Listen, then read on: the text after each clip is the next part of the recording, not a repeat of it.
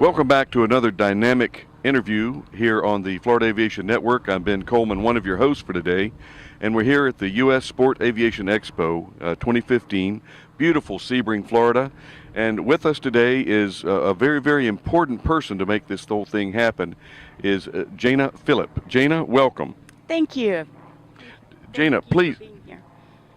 Are you thanking me for being here? I am. Thank you for being here. Excellent. And Jana, tell us what your role is here at the fly-in at the Expo. Sure. I'm the director of the U.S. Sport Aviation Expo, which is managed by the Sebring Airport Authority. And as far, how many years have you? This is your first year, I think, isn't it? Actually, no. I was a volunteer for 7 years, and this is my 4th year as director. So I've been involved since the very start. I was on the founding board.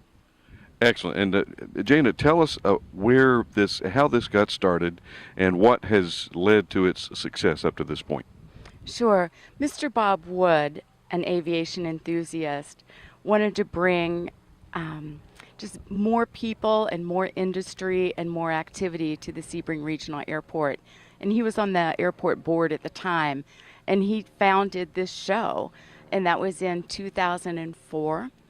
And it was also the same year that LSA was accredited. So there's been this misconception that we were strictly an LSA show, and we've always been all of sport aviation. It's just the two happened the same year. And LSA has indeed been our backbone of the show and created the stability that we have today. And we've never really looked at the number of people that come through the gate. We look at the quality of the exhibitor and let it lead from there. And that's really been a good, solid foundation with small, steady growth year over year. And Jana, talking about growth, I'm just kind of curious. I see all these little designed aircraft and different shapes, sizes, and models. And like you said, this is not just LSA. It involves just a whole faction of aviation. But there's one in particular that I've noticed is at Tecnam that's been here a little bit more than I have seen in the past. What's going on with Tecnam? Sure. Tecnam is a long-time exhibitor of Expo. And this past spring, they actually moved onto our campus, and it will be the manufacturing place for all of their U.S. sales. And I did happen to pick up that they are producing like 40 aircraft a month. You know, the numbers are absolutely phenomenal. It really is, and it's such a wonderful thing for not only the Sebring Regional Airport, but also Highlands County as a whole because of the employment that it offers. Well, I tell you, Jana, what can we expect in the future for the Sport Aviation Expo here at Sebring? Sure. This year we really tried to concentrate on the segment just under the light sport class, the ultralights, some of the paragliders, and that has brought in an added interest, as well as moving up into the next class. As long as it's still sport aviation, everyone is welcome here. So we had a couple of twin engines here this year, a couple of 4-seaters, and that's really the direction that we want to go. It's all about affordable aircraft, and we debuted the first ever aircraft sales lot this year in Sebring. And what we're really hoping for is that the person who comes in and says, well, I have to sell my aircraft before I can buy a new one, that they can sell it on the aircraft sales lot, walk right over and buy a new one the same day.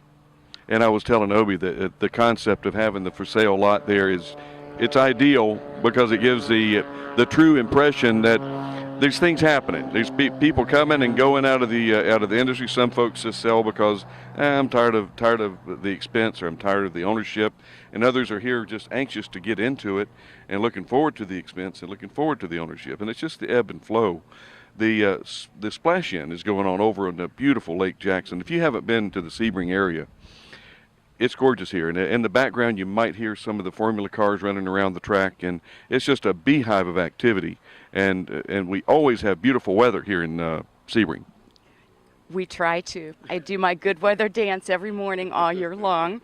And I would just like to mention that our dates for the 2016 show are January 20 through 23. January 20 through 23. Okay, make note on that calendar. It's going to be on my calendar. Is there anything that you would like to share with us that of your perceptions of what you've seen since 2004 from the beginning, and what direction you see it going? Is it, some people say it's dead, LSA's dead, light sports dead. Others say, great, I can't wait to get into one of these sport aircraft. What is your perception? Because you've seen it from the beginning here with Philip Lockwood with Lockwood Aviation. What a prince of a man. Yes. Yeah, we're very blessed to have the people that we do associated here at the Sebring Regional Airport. And in the beginning, you know, there was a lot of emphasis on sport light, and I think the perception was that people would retire into those aircraft maybe when they couldn't keep their medical up. Indeed, what is happening is that it's also a training aircraft. So we're bringing in new pilots at the same time that some of the more mature pilots are also transitioning back into a smaller aircraft. So it's just an all-around great aircraft market segment for everyone that's involved. Well, that's always great. And Obie and I were just talking yesterday about just how things have, just the general appearance has changed through the years, and it's coming upscale, and from the paramotors to the certified aircraft. I hesitate when I say certified because Tecnam has both certified and as light sport, but it's just a thriving industry, and I would hope that folks that are viewing this presentation would spend the time and effort and put it on their bucket list to come to Sebring and for this event and hang around, drag their feet a little bit, and they want to get them the 12 hours of Sebring. Right. That'd be great. Yeah. And this is a beautiful live airport, and that's why we love to hear that sound going by. It's beautiful. That's not noise. That's aviation enthusiasm that's flying over right now. And you know, we have Steve and Larry Graff.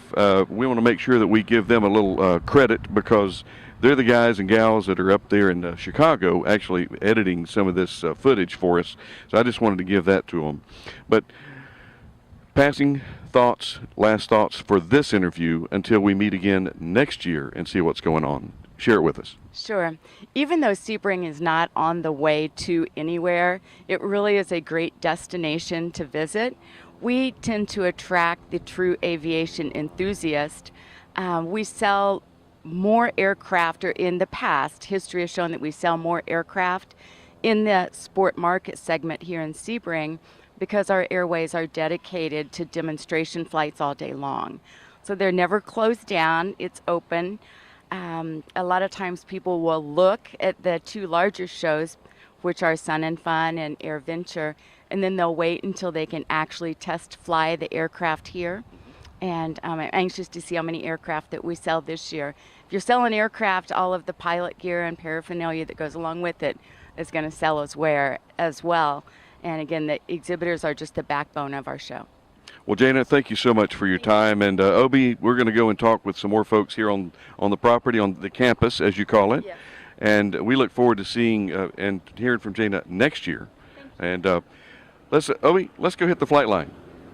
Welcome back here with Jana Filip, and I'm Ben Coleman with Florida Aviation Network. There's some things that we need to capture before we let Jana get back to her real job. Jana, some of the folks that I see walking around here at the U.S. Sport Aviation Expo, I see all the shirts and the tags, and it must cost an awful lot as far as a payroll and to staff an event this size. It takes a lot to put on a show this way. I am actually the only employee. The Sebring Regional Airport manages the expo, and I am the only dedicated staff member to put on the expo. I do have a field manager for the months of November, December, and January, which is just a wonderful help when I can't be both places at the same time. But the beautiful thing is the number of volunteers that we have. It takes about 250 volunteers to put on the 4-day show. And they're such a delight to work with. They come in from, I think, about 20 different states. And a lot of them are snowbirds, and many of them repeat year over year and just keep coming back to help. And again, we absolutely could not do this without them. And another big support are some of our local organizations. Sebring Noon Rotary runs the parking for us.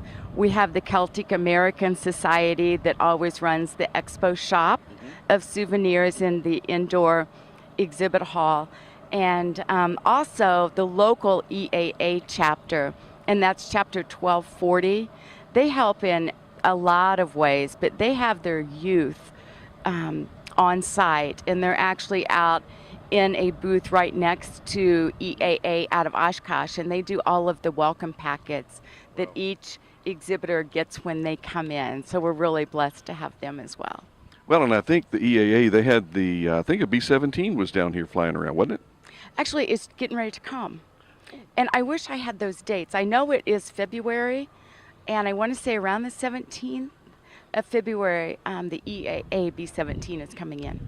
That's where I heard some big round motors. I think that was the Albatross that was here that was flying around. That I don't know. I hear one airplane. I see others. It's just you get airplanes floating around in your system. But it's always a pleasure to be here, and thank you for bringing up those development points. And Obi, let's kind of wrap it up, and we'll see you next time.